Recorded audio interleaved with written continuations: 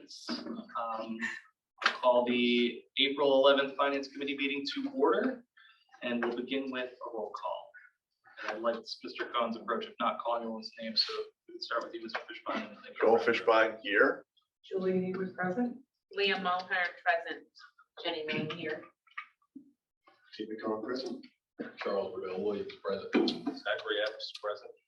Pamela Henry present. And I am present, Dan Schultz. The next item on our agenda would be the approval of minutes. So, Mr. Epps, is there a second? Ms. Mulhern, all in favor? Aye. Aye. It passes. All right, Mr. Swigert, we can go to the meat of the agenda. All right, good evening, everyone. Ignore the mission. I'm trying to scroll past that. We didn't notice. Julie. Let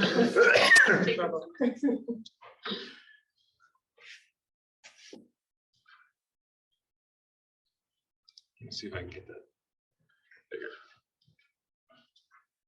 You know what, I'm going to try PowerPoint.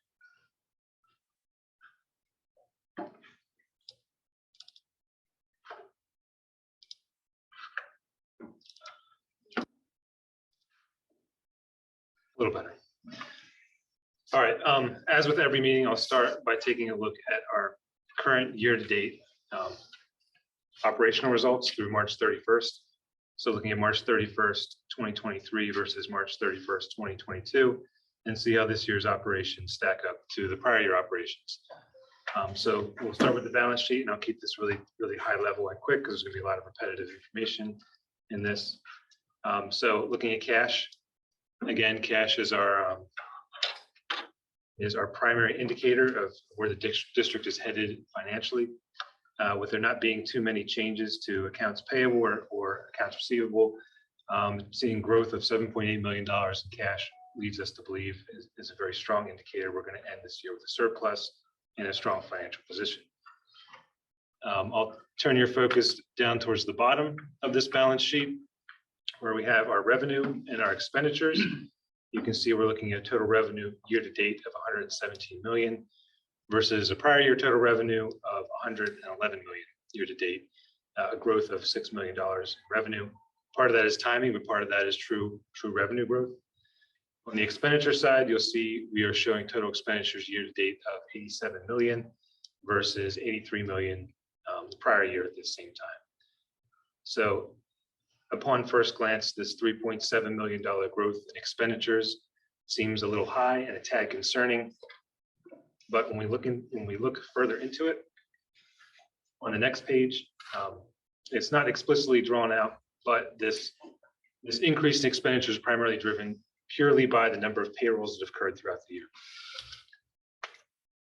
So March 31st was a payroll date for Cheltenham School District. It was the 20th payroll of the year. This time last year, we only had 19 payrolls. So each payroll run for the district is $2 million in salaries and approximately $1.1 million in benefit cost.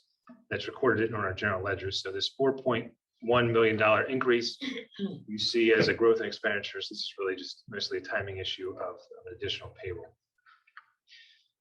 We discussed the $6 million increase in revenues on the prior page, and that's primarily driven by interest earnings. Interest rates are higher this year, and local real estate tax collections are better this year.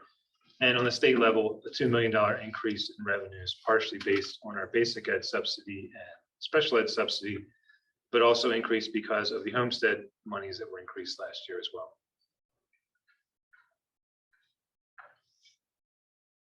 So that's the high level look at our interim financial statements year to year. Seeing as how it is March 31st,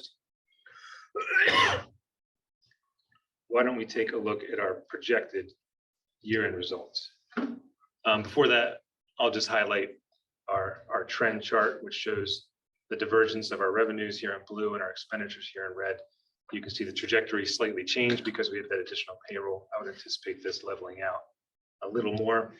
Our final debt payment was made, and that was one of our bigger expenditures. So I would anticipate this leveling out and our revenue exceeding our budgeted 127 million, with this gap becoming profit fund balance increase for the district.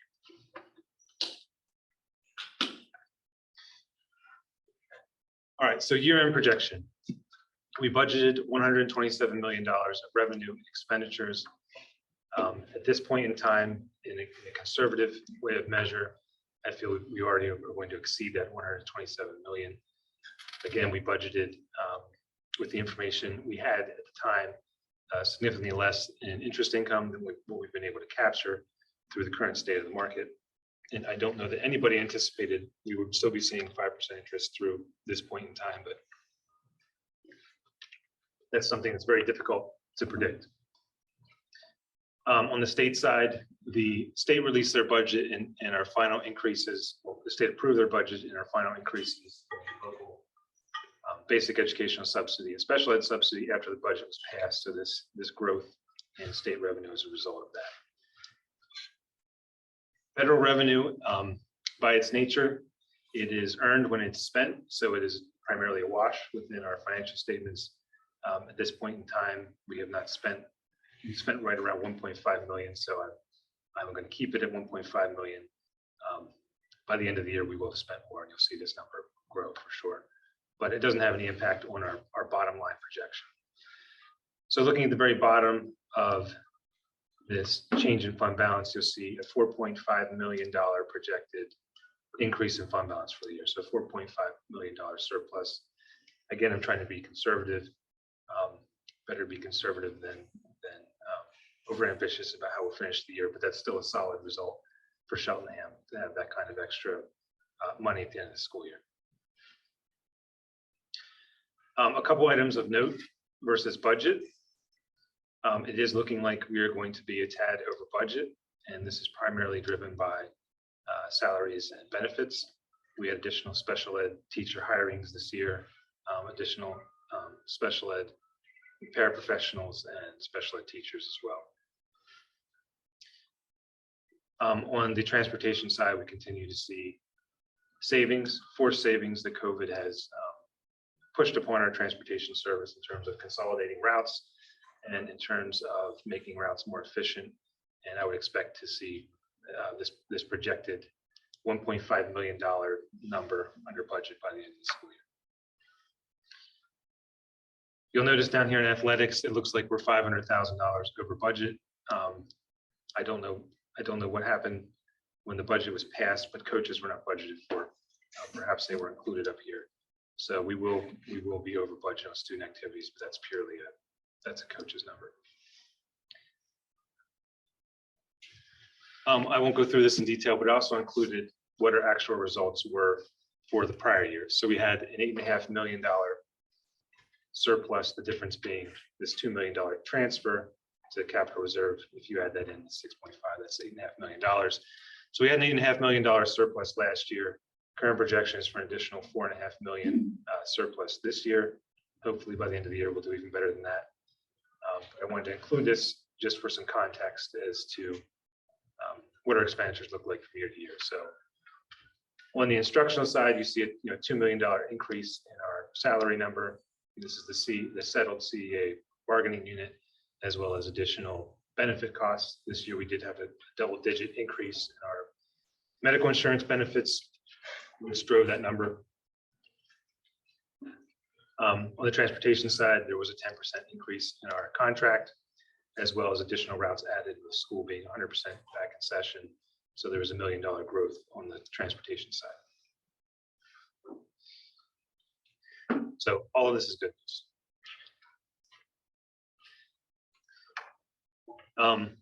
news.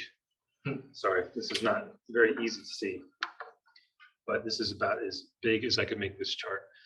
So this chart is our benchmark compared to other school districts in Montgomery County. So while we have a surplus, we're looking at how can we do better? What areas do we still need to improve in? This gray bar here represents the spread of total 1,100, which is our teacher instructional expenditures. And these red dots represents where Cheltenham lies in terms of this spread of total cost. So every district within Montgomery County is spending between $6,000 and $13,000 per student on instructional expenditures. The average is right here in the middle, it is right at 9,500 per student, and here's us. So we still have a little bit of work to do to try and rein in some of our instructional expenditures to try and bring them in line to the rest of the county.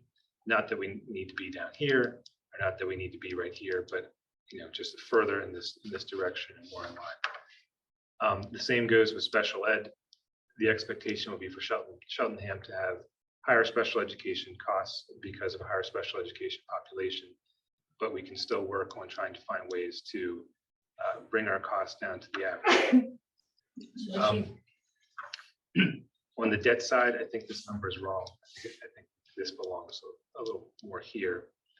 This is data pulled from the Pennsylvania Department of Education. But you can see one of the other challenges, and the reason for the facility study is our debt is already above average. And we have more needs than what we will be able to issue debt to pay for and what we'll be able to use our cash to address, which is why we have the facility study, the feasibility study, which is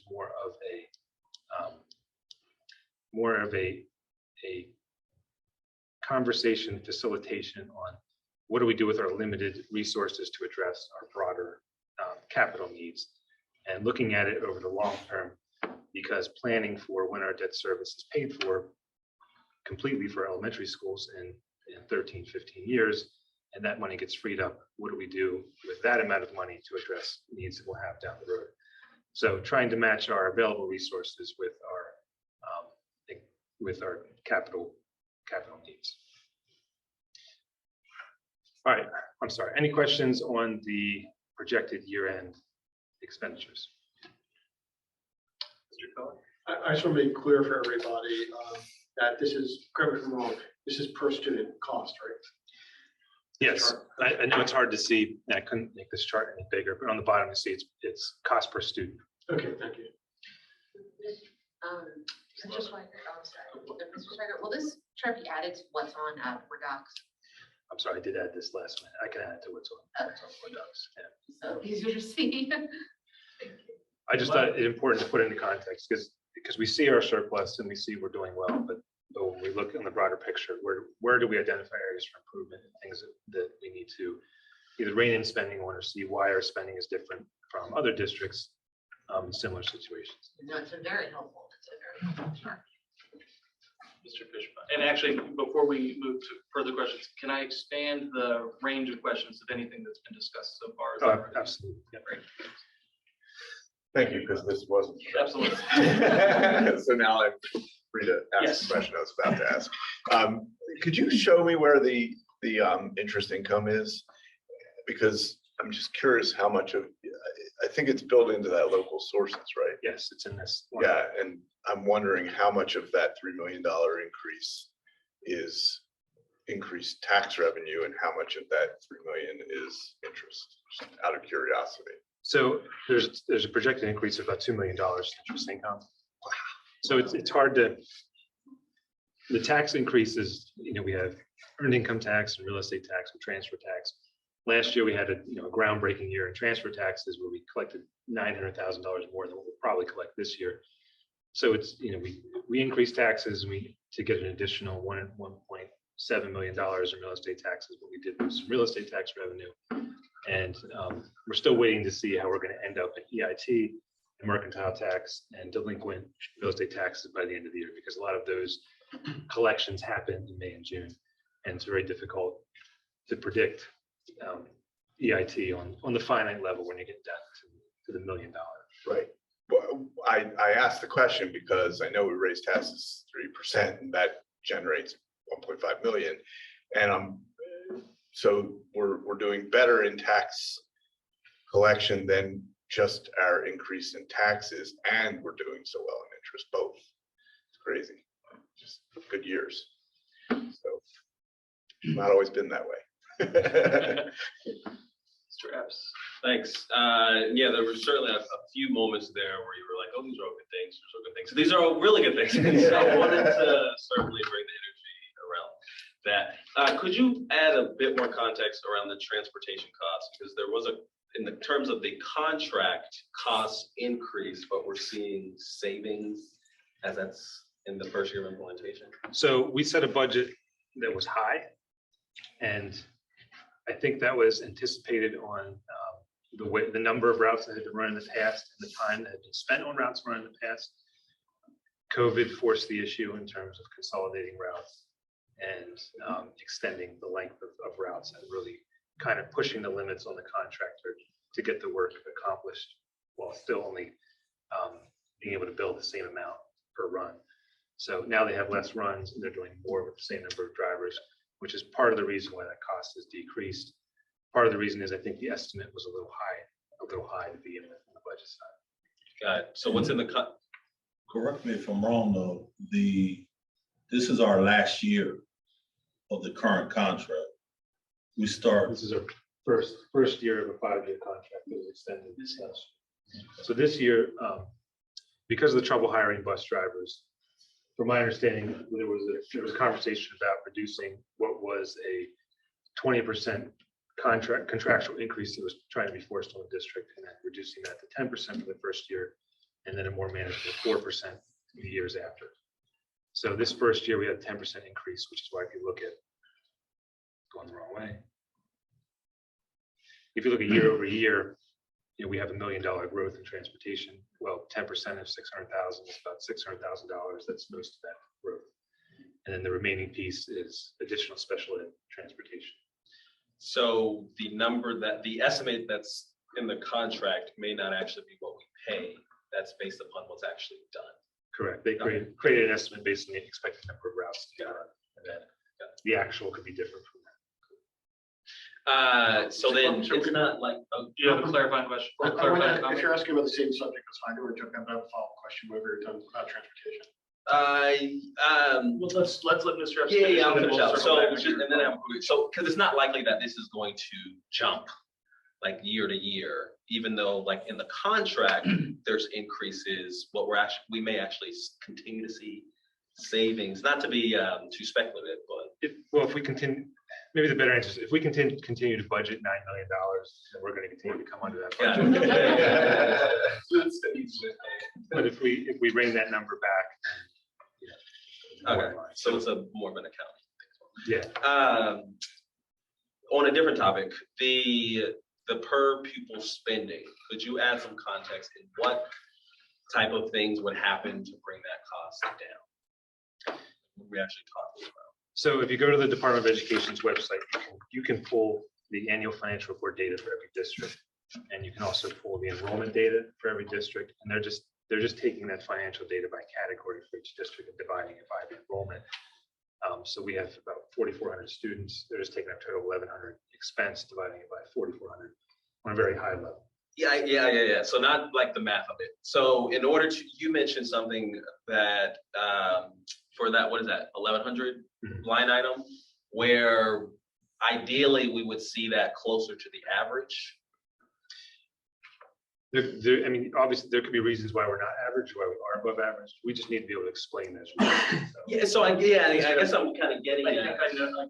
Let me give an example answer and then you could extrapolate. But for instance, you're asking what can we do to accomplish what you're saying? attrition. For example, nutritional savings or negotiate, when we're at the negotiating table, et cetera. I try to keep cost cutting out of mine.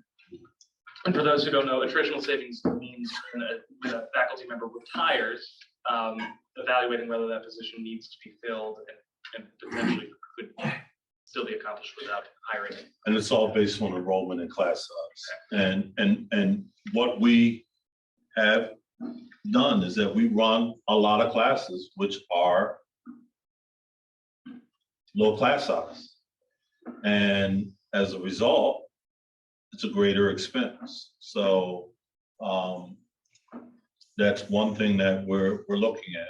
We're doing all the audits right now for special education because there's things that we know we could be doing better to make us more efficient and effective. It's those types of things that we're looking at that would then bring down our per pupil costs. Also doubling the number of pupils would help. I shouldn't make jokes.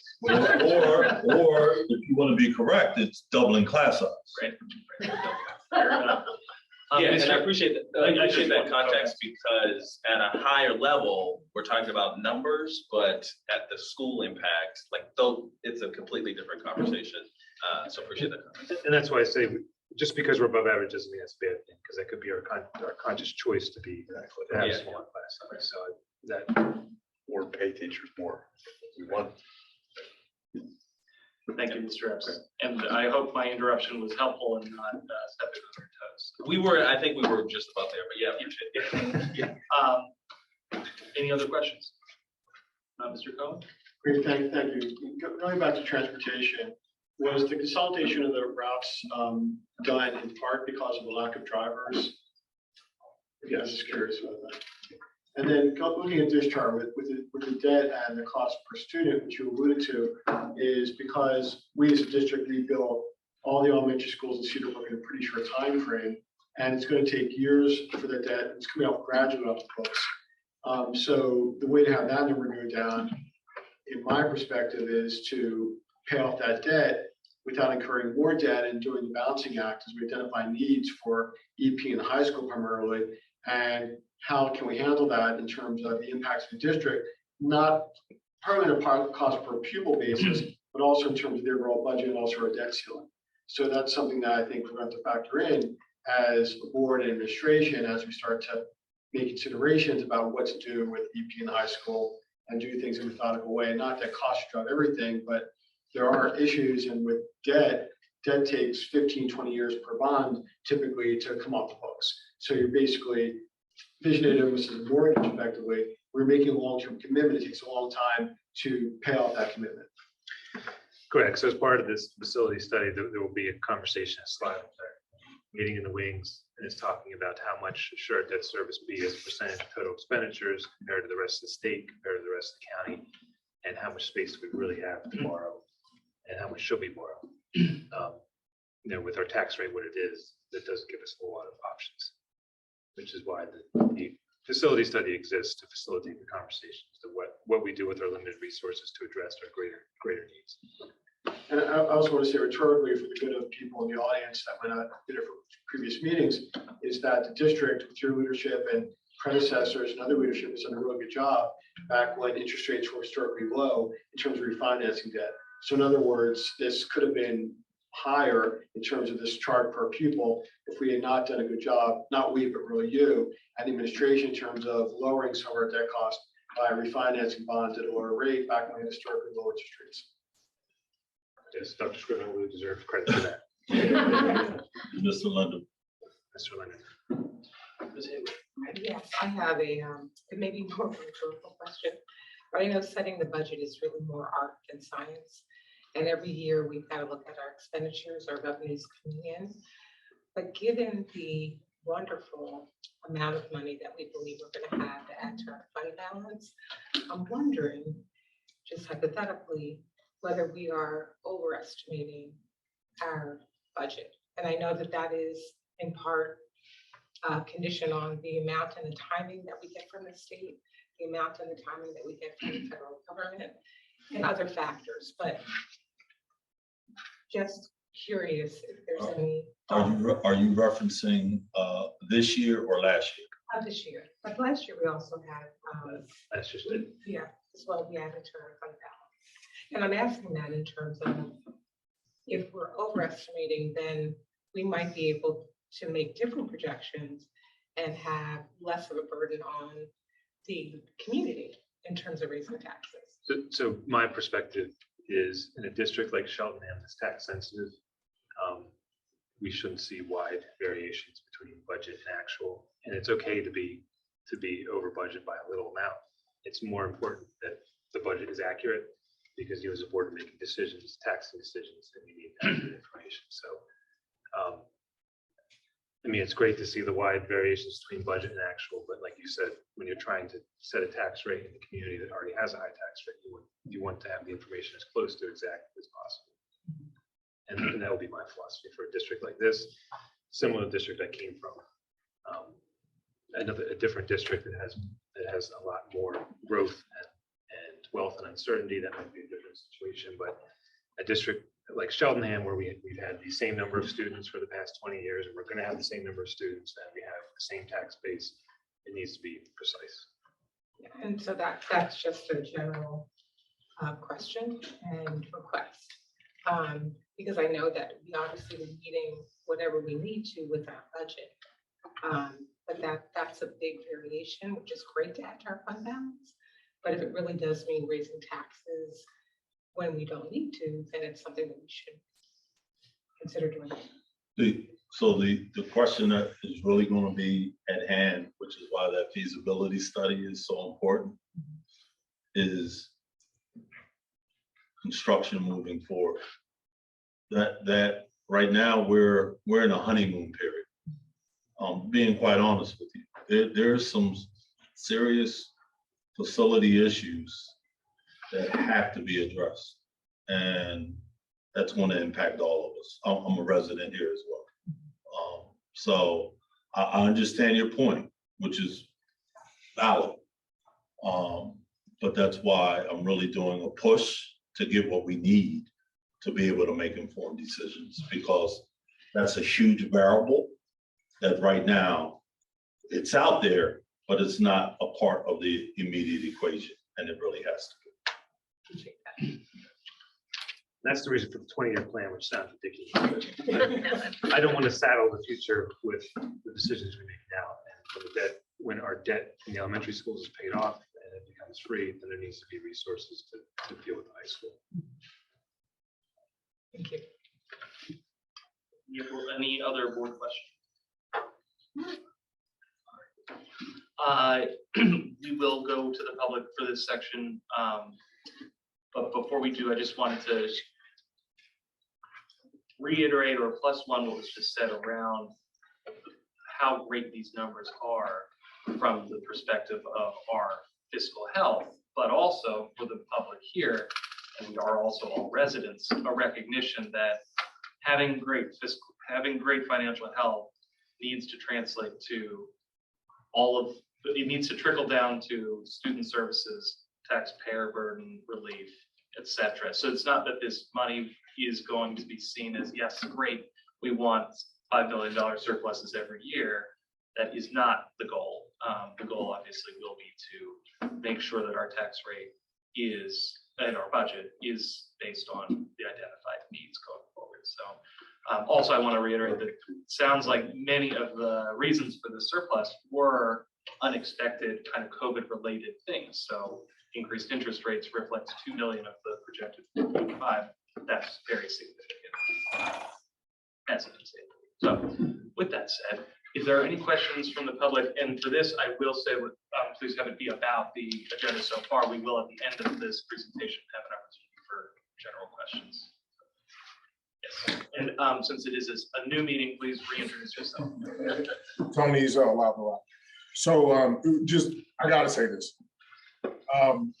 And thank you for talking about taxpayer burden. Earlier, I heard higher tax revenue referred to as being better. From my seat, I understand it makes your job easier. From my seat, that's terrible. I don't want to hear tax rates better, right? I understand taxes increased, and they needed to maybe, but not better. Okay, all right, I'm off that. The question I have though, and maybe this is also out beyond the scope of this particular meeting, but earlier you said that Cheltenham, we have a larger, the special education, the amount of money we spend on special education. And you mentioned that because we have more special education students than any other district in the county.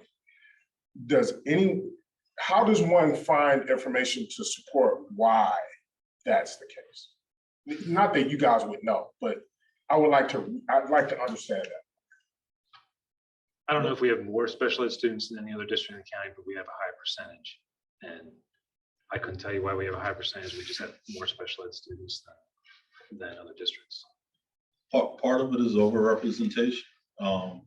And it is part of why we are doing a push. And I don't want to say we have a higher number. I didn't say that. I didn't hear that being said. So I want to correct it now.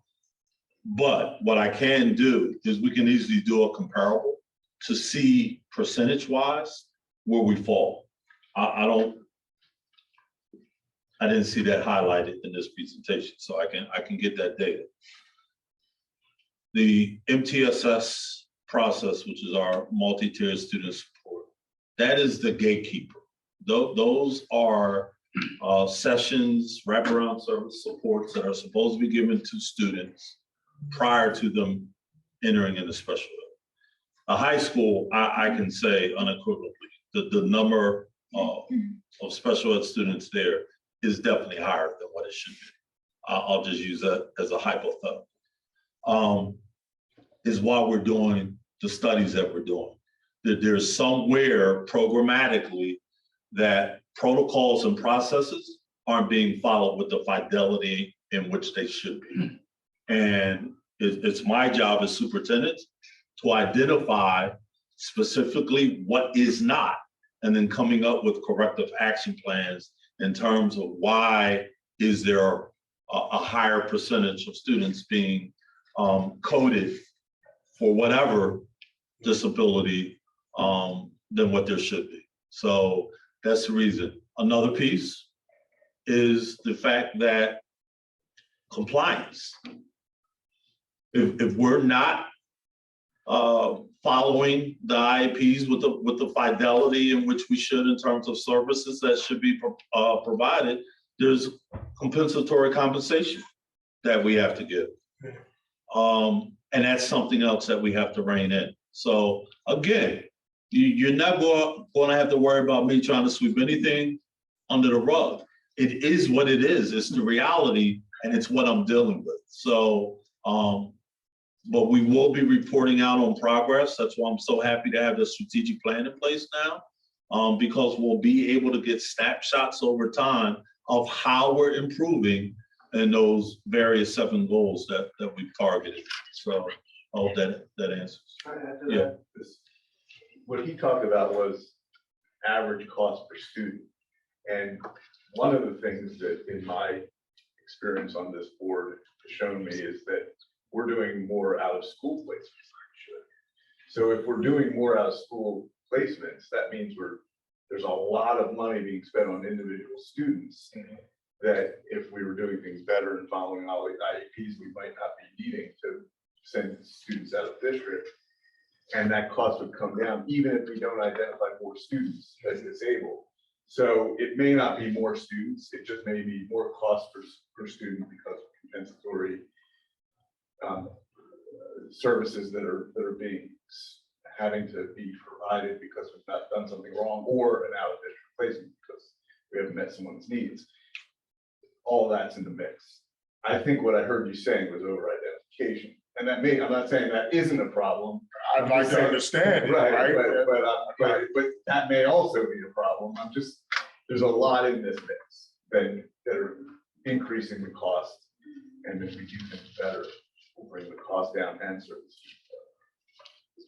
Yeah, and you said what I was going to say, which is, I don't want to lose sight that we also want to serve students but better and their families better as well. So it's not all about cost saving, it's making sure that we provide good, efficient, effective services that meet the students and families' needs versus spending money where it's not really accomplishing those things for a variety of reasons.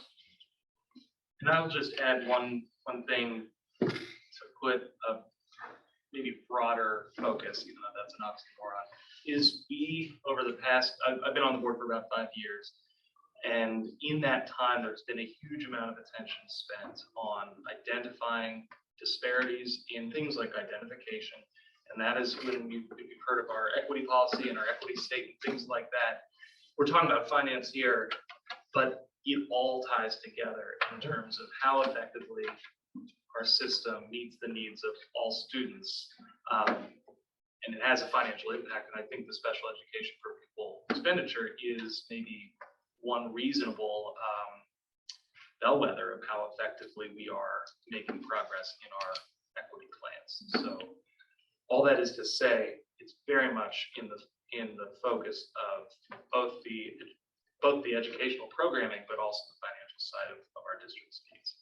And the administrative and the board. Yes, exactly. So everyone spoke. So lovely to see you touched on a piece of interest. I think I saw your hand first. Again, if you could reintroduce yourself. Virgil Brown, Elkins Park. And to start off, as a parent of a special education child who's definitely on the autism spectrum, that's a touchy subject for me. I'm glad to hear, the superintendent focusing on special education. Because personally, I think there's a lot of little things where you have kids falling through the cracks that needs to be fixed. And there's some other issues you say about, over-representation. But I would like to see personally the focus on delivering the adequate services to each student, so that me as a parent can rely on the school district, rather than saying, I would rather send my kid out of a school district to a better program and have you guys fund it. But personally, I believe in the system. I would rather fix it here, even though, like I said, my kids can up and down. I would rather see you fix the services here where it's provided to every kid, not just mine, but everyone that comes after it. So, that's my spiel on that. In terms of expenditures, what I wanted to address initially was going back to you guys are doing lighting upgrade over a series of years.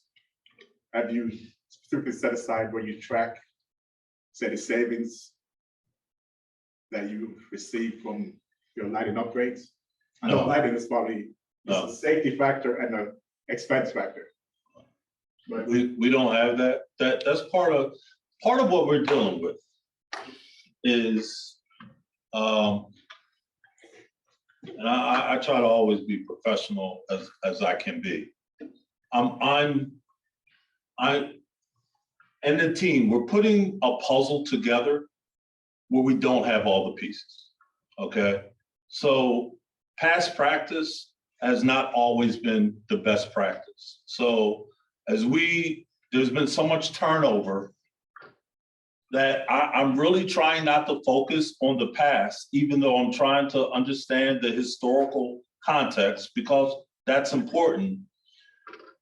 This lighting, that's why I thought that was a great question. This happened before our tenure started, which we're right around the same time. Josh, Mr. Swaggart is less than myself. I'm about 1 year and 5 months. Mr. Holman's about 1 year and 4 months at this point. None of that data is anywhere to be found, right? So we got to figure out how we recreate that. And that's really why I want a fresh start with a new system, because I've been waiting to see something that wasn't being presented, right? So I want, and what we will do for our next facility meeting is we will have a detailed proposal around the whole lighting that we can put together. Now, we can do it from the tenure since I've been here. I'm not sure how well I can piece it from back, but I'm sure an audit can be done where electricians can determine what are LCDs versus the old lighting. I mean, you saw that in the one picture. So we're going to need time, and we'll put that together. When I say time, we'll have that ready next month, but making that a priority because I think it needs to be. The cost savings will probably have to start in areas or in buildings where there has been the majority of the turnover has occurred already, and we can look at the trend data of the monthly bills to see how savings have accrued. What I would recommend, and I usually have to debrief after team in terms of what I want moving forward, but we're going to probably have to do some type of configuration by building in terms of what percent of the building is on the new lighting versus the old lighting, and then try to figure out cost savings for each building based on the degree of upgrade that has happened in each respective building, if that makes sense. So it's going to be a process. well, actually, I was sort of giving you in my rationalization. If you would have come to me and saying, we're demanding lights for safety, but we're also saving XYZ from our improvements that we've done for lighting efficiency. And that savings could be shifted over to the safety component, where as a taxpayer, you're saying, hey, we're coming out neutral because we're saving money here, but we're using it sufficiently there. Right. Hey, you're spending my money wisely. Right. I have no problem with that. But what the point I wanted to bring also is that when you guys are, to me, lighting means utility. And when you guys are building new buildings which are large footprints, I'm also thinking, are any consideration go towards, say, solar energy in that new facility? That's a big one. Anything is possible. We really go on what's being recommended by the professionals in those areas. I'm willing to consider any and everything if it's gonna save us money, because that's just where we are. But again, it's a process. If that's something that is recommended, that it could definitely be considered, but. And I just want to, In the last couple projects I've built, solar has still been just out of reach in terms of the panels are too expensive and the payback is too long. So doing solar would have to just be a conscientious decision to be more sustainable, which is probably the right answer. Well, when you talk about a school system in a district, that's a very long-term prospect. Because to me, there's always gonna be parents having kids and kids needing to go to school. So the payback time frame could be as long as, I just found what needs to be saying, but from my perspective, that's the way I see it. If it's a good investment, that will benefit in the long run. and if, not to squelch conversation, because this is a very important conversation, and sustainability is personally, I'm very passionate about. I also want to acknowledge that we are not finished with our primary agenda, and I want to make sure that we stay on focus. So I saw there was another question. Sorry, let's make two quick very brief follow-ups. Sure, but let's keep it brief. It will. So very briefly, the new feasibility study the school district's doing for facilities includes an architect that is focused on sustainability. And that's one thing. The other is the buildings that we have done in the school district, including Cedar Brook, for example, are geothermal. So they've all been LEED or LEED equivalency. So I'll just keep it brief about it. Thank you. But I will reiterate, please keep in touch, keep raising it, especially when we're talking about feasibility studies. There was another question from the public. Is it related to the fund reports that we've seen so far? It was, but we can move on. Okay. All right, thank you. And we can circle back as well at the end. Thank you so much. So as part of the finance committee, I was asked to put together a schedule of topics and the timing in which they hit. And obviously this can get filled in as an evolving working spreadsheet, and I'll distribute it to everyone. So this is just these are the general items that come up at each month and the topics we will be discussing, so that everyone can be pre-informed or ready to discuss those items.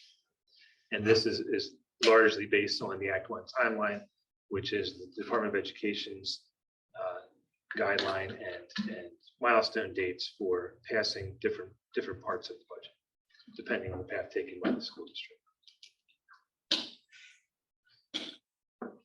All right, I'm going to move on to do a high-level overview of ESSER spending.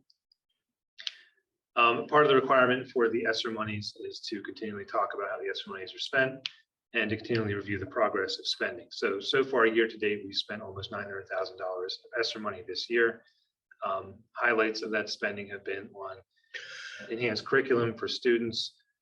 Summer school was a big piece of it, compensatory education for students who are falling behind in coursework. There was staff professional development on literacy and math, and there was technology aspect to it as well. And a perfect segue in regards to ESSER is additional technology spending. Using ESSER money, ESSER 3 money, on next week's agenda is to approve approximately $500,000 of smart boards, which is about 100 smart boards for the high school to go in each classroom, and 1,250 laptops to circulate through Elkins Park and to backfill some of the older laptops in the elementary schools. So those are some of our bigger ESSER purchases that will probably occur before the end of the year and be part of our summer projects to get them initiated and up and running before school starts in September. And the only other item I had for board approval was that fire alarm bid that we discussed earlier that will be opening tomorrow. That can't come from ESSER. That cannot, Any, and is that the end of the? that was last line. All yes. right, any board questions? I saw you steps. Related, can you add some context to some of the deadlines along with spending the ESSER funds? If any, remaining.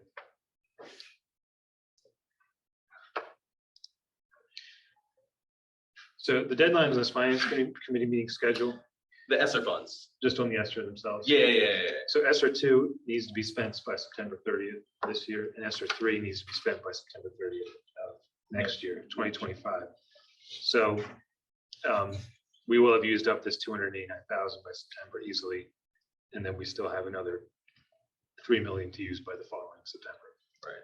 And that is, any of that already not in the assigned account, but is any of that already assigned, for lack of better word? So there's a budget prepared for how it was all spent, and there's a spending plan for all the money.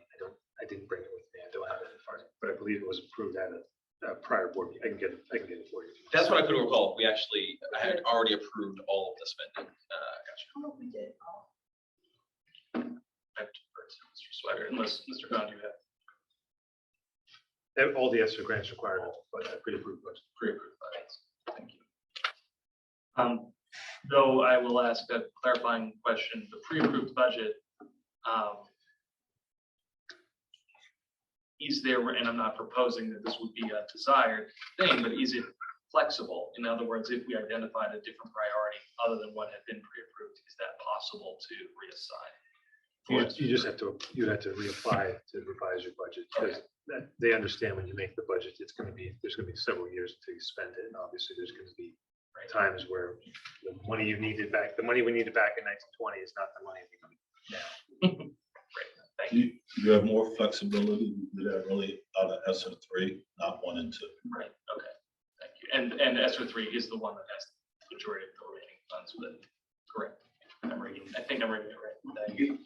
Thank you. It's kind of amazing how it all, started as ESSER 1, and we're buying masks and sanitary spray, Right. and now that feels like ancient history, even though it was yesterday. So go on, yes. Just in closing, this is for ESSER, but beyond ESSER, as we get to making decisions around the final budget, as much as we can talk about like the specific investments that are made in schools and into children, it will be helpful as a matter of decision making, but also as a matter of like communication. To Mr. Brown's point, like we can talk about how we're wisely spending the funds. So just as a nod, as we get closer, if we could, as much detail, like talk about like what those specific investments are.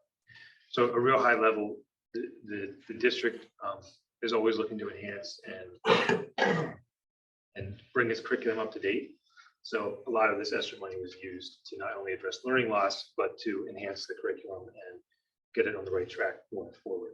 So I think that was a wise investment in terms of getting our educational programs in order, because we're going to have to do that anyway. We're going to have to incur that expenditure anyway. So that's the payback, the long-term payback on the ESSER spending, as opposed to just using it for one-off, which at one point was necessary, masks and sanitizer, but now it's taken on a different form that has a multi-year payback. Some items that won't hit the curriculum budget for the next 10 to 20 years because they're being fronted now. Yeah, appreciate that context. It was more of a broader point, like just as a matter of practice as we move forward, like when we're having these budget conversations. Similar to how you have it here, but like when we're talking about really major investments, just what that means at the school level. Understood. Yeah. Part of that could be because I'm still new. Yeah, and it's not a criticism. I'm not a criticism continually at all. absorbing more information. It's not a criticism. I think part of that though, if there's specifics that you want to see. Yeah, I'm interested. Yeah. Email them. So To Pam, because that's not just a Mr. Swaggart thing, that then crosses over to the ed side, and everything that has a certain dollar threshold, comes through you guys anyway, right? So I think that that's a bigger conversation around specific requests that we could then do board updates for that would not necessarily align just here, because you need more context that he would not be able to give in this meeting alone. Yeah, and that's why I say it's a broader practice. Yeah. Because really what I was thinking about, and I don't want to take this too far, but what I was thinking about is as we hear updates around school improvement plans Mhm. and like, how does that then become, we're deciding on a line item that is actually connected to a school improvement plan that is very specific investment that's needed for that school. And you'll be So, able like- to see that Yeah. as we start to attach the goals within the strategic plans to the budget Got it. itself, because I want to be able to demonstrate that crosswalk. Appreciate it. Yeah. And just to follow up on that, it's also a function of what we do around this table at these meetings, because we don't often do the kind of discussion that we're doing tonight. Frequently, we don't. But when we do, we're communicating to the public about what our priorities are and how it is that we're doing the things that they want us to do and how we're spending the money. And it came up tonight, and it was fruitful, I think, and a good way to communicate. Do you agree? Yeah, absolutely. Let me just punctuate this discussion that, and Mr. Swagger will, I think in our pre-meetings around the budget, particularly when we enter our cycle of presenting about the proposed budget, we can make sure, and we have in the past, include, what are we spending on? What are the things that we are spending more on and why? Where are we saving, et cetera, and trying to elucidate a little bit more about it's not just a dollar figure, here's what we're getting for that dollar figure and why. I'll also add, and this came up, we did this several years ago, but when the tax office sends out their property tax bill, we could consider including a one-page document, because people who are going to these meetings are usually, sometimes they're generic residents, but most of our communications are with family members, people who have students in schools. There are many more taxpayers that don't have students in schools that we're not communicating with. So we might consider, in addition to in these presentations, thinking about what is the narrative we want all of the Cheltenham residents to understand about it, how we're spending our money. If we put that in an infographic and have that as be part of the mailer that is sent with the bill. So just food for thought. Mr. Cohen, I saw your hand. Thanks. With the fire alarm bid, is there a role for the fire marshal? And if so, how will they engage in the process? So we hired a large mechanical engineering firm to draw the plans. They're well versed in code. So, I mean, I'm sure he's part of the inspection when it's complete, but that's the upfront. It's more of a straightforward installation. Okay. I guess my follow-up question, without obviously trying to obligate you, do we have a sense or perspective about, are we going to probably get a good number of bids? Is that our hope? So I personally got on the phone because I want more competition in this bid process and calling about a dozen vendors, knowing that given the current construction environment and the size of this job, it's probably not going to draw a lot of attention. We had about 4 firms request plans. The 12 that I physically talked to, I think two requested plans. So we'll see. We'll see more. Great. Thank you. Any other board questions? Questions from the public? Karen, this probably a 3-part question, but the first question, going back to the cost per student in comparison to our district and other districts. Does that include for high school level students that may not be going to the high school, that may be going to other schools that, because if I'm not mistaken, we're classified 6A by number of male or female students, but they don't physically have to be going to the high school. They can be going to other schools, but living in the district. Is that correct? It includes other public schools, but it doesn't include private. It doesn't include private. We don't pay for private schools. We do pay for other Other public schools. Okay. That's where I was confused. I wasn't sure if it included children that have to go to private schools at the high school level, or if that's just for public schools. So that was my confusion on that. So yeah, charter school tuition is in there. And obviously, a district with more charter school choices is going to have more charter school tuition expenditure than maybe a district up in Douglasville that doesn't have as many charter school options. So that I presented that just as a really high level. Right. You know, this is one of the tools. This is where things we need to look at, not necessarily bad or good, but I just wanted to put the whole financial performance into context, because if you see what we do at Cheltenham, what do other districts do, and what things do we need to look at Okay. on just a higher level. Thank you. And I have one more question. The feasibility study, is that covering just the facilities or covering actually what's going on in terms of the schools? Particularly, I know you were saying if someone retires, you're trying to determine whether or not that position needs to be held or you need additional teachers or things like that.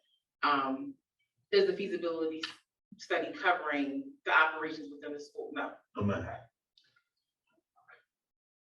Thank you. So one comment I wanted to add was that this is kind of a pet peeve I've had as a parent of freshmen. My son has a few classes and within the high school where he has upperclassmen in his classes. From a social aspect, I've seen this across the board with several freshman students where I feel like that can sometimes be inappropriate. And it can sometimes cause unnecessary conflict that trickles down into their production as a student, where that may not have happened if they were just in a classroom of their peers. My son's a freshman, he has classes with some kids that are juniors and seniors, and I understand elective courses, if you only have maybe 2 French teachers or the weightlifting class, that's something I understand, but some core classes, I'm just not, I just don't find it just personally appropriate from a social aspect for him to be in class with upperclassmen, because they're doing some sort of peer pressure to keep up socially that can now trickle down into his production. So I was curious if that feasibility study was looking at that. No, but that's a good question that you could pose to me, Okay, that I would then follow up with the principal. And that's all revolved around scheduling okay, and what our position on scheduling entails. okay, So you'll see that's across the board, okay, in most schools. And that's where credit recovery programs really come into question and what that looks like, right? Because there's other ways of upperclassmen being able to recover credits than having to serve in the actual course itself. Those are all things I'm gonna be looking at. thank you. Well, send that to me. I am, okay, thank you. Any other questions? Are there any questions online? And then, if none, I think we could entertain a motion to adjourn. Motion to adjourn. Is there a second? Mr. Bernard Williams, all in favor? Aye. Thanks for coming out.